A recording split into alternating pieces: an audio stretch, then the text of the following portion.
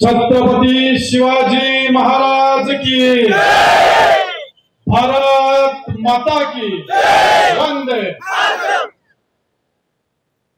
ज्यांनी जगद्गुरु संत तुकाराम महाराजांचं नाव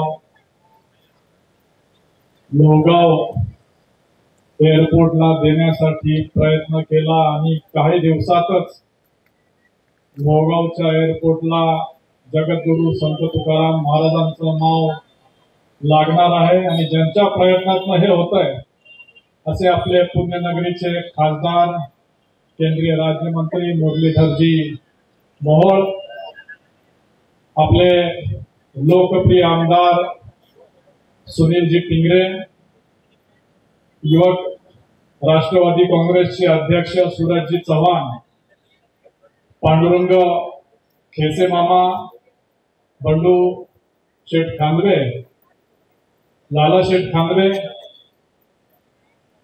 अशोक बापू खांदवे, रोहिदास शेठ उंदरे, सतीश दादा म्हस्के, शंकर संगम, निर्मला मोले, रावसाहेब राठपसरे, भगवान जाधव, नवनाथ मोजे, अर्जुन गरुड, उपस्थित सर्वच माझ्या बंधू आणि भगिनींनो, मला एक सांगा, आताची पदयात्रा कशी झाली? विजय यात्रा कशी? 3 नंबर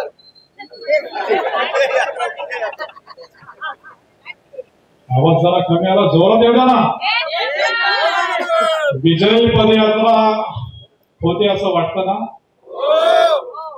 इथे तरी थोडे लोक कमी आहेत, कारण येता येता येता 2-4 तास निघून गेले आणि येताना कमी झाले। पण आजची पदयात्रा पाहून सुनील अण्णा, मी सांगतो तुम्हाला, ही आपली विजयी पदयात्रा आहे।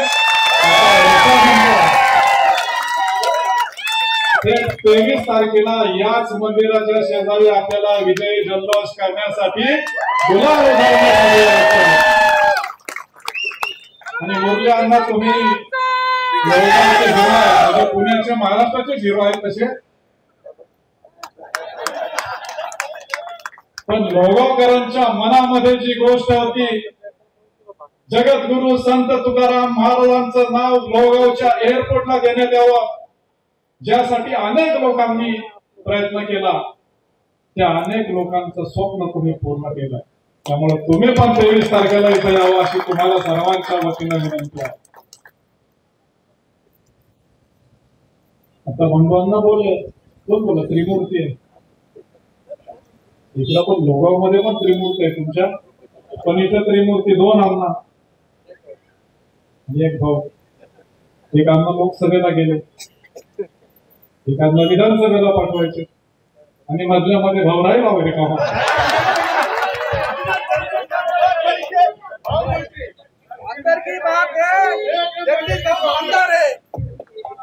आता आपण एका अण्णांना लोकसभेत पाठवलंय, दुसऱ्या अण्णांना विधानसभेत पाठवायचं, आणि ती जबाबदारी विधान परिषद वरची आहे।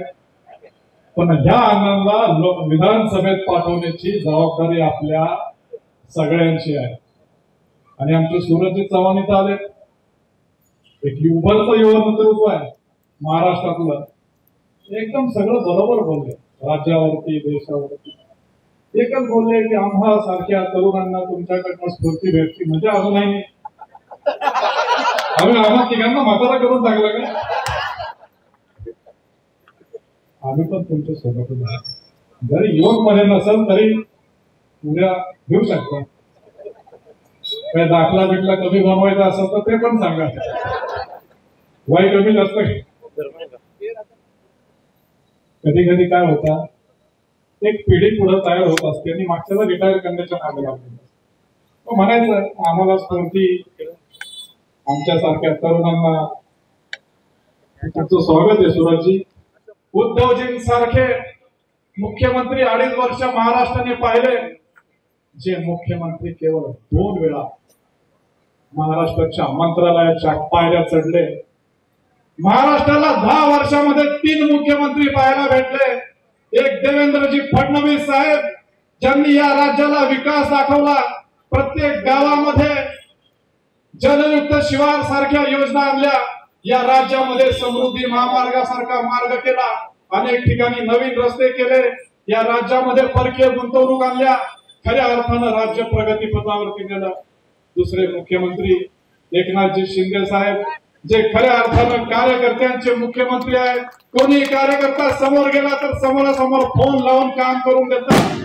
पण तिसरे मुख्यमंत्री उद्धवजी, ज्यांना जनतेची पडलेली नव्हती, ज्यांना स्वतःच्या पक्षाची पडलेली नव्हती, केवळ स्वतःचं हित, स्वतःचं आरोग्य हेच ते बघत होते। म्हणून बंधू आणि भगिनींनो, असले मुख्यमंत्री आता पुन्हा आपल्याला बघायचे नाहीयेत। असली महाविकास आघाडीची सत्ता या राज्यामध्ये येऊ द्यायची नाहीये, आणि त्यासाठी इथं जमलेल्या प्रत्येक व्यक्तीची जबाबदारी आहे। या महायुतीची सत्ता आपल्या राज्यामध्ये आली पाहिजे, आणि त्या राज्यामधल्या सत्तेमध्ये सुनील अण्णांना आपण विजयी केलं पाहिजे। खरं तर लोहगाव हे असं गाव आहे की इथं सुरुवात झाली तर सगळ्या मतदारसंघामध्ये सुरुवात होती, आणि आज पांडुरंगजी खेसे असतील, संतोषजी खांद्रे, बंडूजी खांद्रे, सगळे इथले अनेक, सगळ्यांची नावं घेत नाही, त्यांनी एक चांगली सुरुवात केली आहे। उद्यापासून मतदारसंघामध्ये अशी हवा होईल की लोहगावची पदयात्रा सगळ्या मतदारसंघामध्ये गाजल। आणि लोहगावकरांनो, इथं अनेक सभा झाल्या असतील, कोण काय बोललं त्याच्यामध्ये जायचं नाही, पण इथं आलेला प्रत्येक कार्यकर्ता स्वयंस्फूर्तीने आलाय। तुम्ही कार्यकर्ता भाड्यानं पैसे देऊन विकत नाही आणलेला, आणि हेच आपलं यश आहे। आणि लोहगावकरांसाठी सुनील अण्णांनी किंवा जगदीश मुळीकने जे काम केलंय मागच्या 10 वर्षाचं, ते आपल्या समोर आहे। फार्मा हास्केटची योजना आपण पूर्ण केली, लोहगाव मध्ये 100 बेडचं हॉस्पिटलचं काम आपण पूर्ण केलंय, तिथं पाण्याच्या टाक्या पूर्ण केल्या, शेकडो कोटींचा निधी आणलाय। पुढच्या काळामध्ये देखील अनेक कामं करायचे, आणि जर कामं करायचे तर महायुतीचं सरकार आणि महायुतीचा आमदार सुनीलांना इथं पाहिजे। म्हणून या वेळेला आपल्या खांद्यावरतीची जबाबदारी आहे, ती एक एक मताची जबाबदारी आहे। आपल्याला बेसावध राहायचं नाहीये। विरोधक आता अफवा करतात, ते सोशल मीडियाच्या माध्यमातून, प्रत्यक्ष बोलण्याच्या माध्यमातून। आणि परवाच्या अजितदादांच्या सभेमध्ये मी असं काय केलं, आपण कसं करतो व्यक्तीसाठी, कसं करतो, असंच करतो ना, व्यक्तीसाठी असं करतो ना। मग असं केलं, असा फोटो काढला तर 2 नंबरला माझं मत जाणार आहे का? असं करू, असं करू, असं करू किंवा असं करू, कुठं मत जाणार? आणि कुठं? मग ते असल्या सोशल मीडियाच्या व्हिडिओने काय फरक पडणार आहे? किती व्हिडिओ बनवा, कशी व्हिडिओ बनवा, आमचं सगळ्यांचं मत कुठं आहे? आणि त्यांच्या माग फोटो कोणाचा असतो?